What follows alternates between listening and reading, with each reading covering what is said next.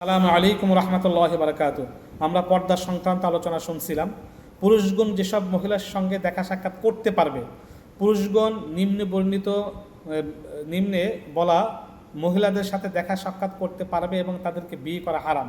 1 নম্বর আপন মা, 2 নম্বর আপন দাদি নানি ও তাদের ঊর্ধ্বতন মহিলাগণ, 3 নম্বর সহোদর বোন, বাপের দিকের সৎ বোন, মায়ের দিকের সৎ বোন, 4 নম্বর আপন মেয়ে, ছেলের মেয়ে, মেয়ের মেয়ে এবং তাদের গর্ভজাত যে কোনো কন্যা সন্তান ও আপন ছেলে সন্তানদের স্ত্রী। 5 নম্বর যে স্ত্রীর সঙ্গে দৈহিক মিলন সংঘটিত হয়েছে তার পূর্ববর্তী বা পরবর্তী স্বামীর কন্যা সন্তান এবং স্ত্রীর মা অর্থাৎ শাশুড়ি, নানি শাশুড়ি ও দাদি শাশুড়ি। 6 নম্বর ফুফু অর্থাৎ সহোদর বাপের দিকের সৎ বোন, মায়ের দিকের সৎ বোন।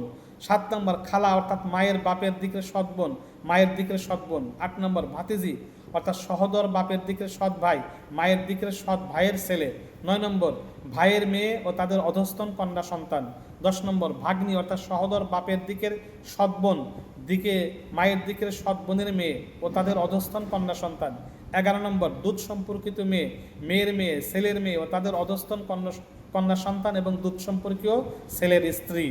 12 নম্বর দুধ সম্পর্কীয় মা, খালা, ফুপু, নানি, দাদি ও তাদের ঊর্ধ্বতন মহিলাগণ। 13 নম্বর দুধ সম্পর্কীয় বোন, দুধ বোনের মেয়ে, দুধ ভাইয়ের মেয়ে এবং তাদের গর্ভজাত যে কোনো কন্যা সন্তান।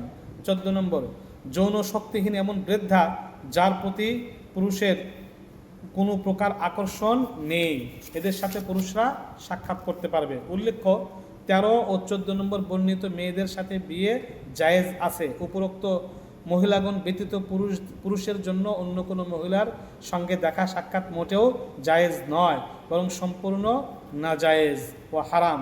পরবর্তী ভিডিওতে আমরা আলোচনা শুনব।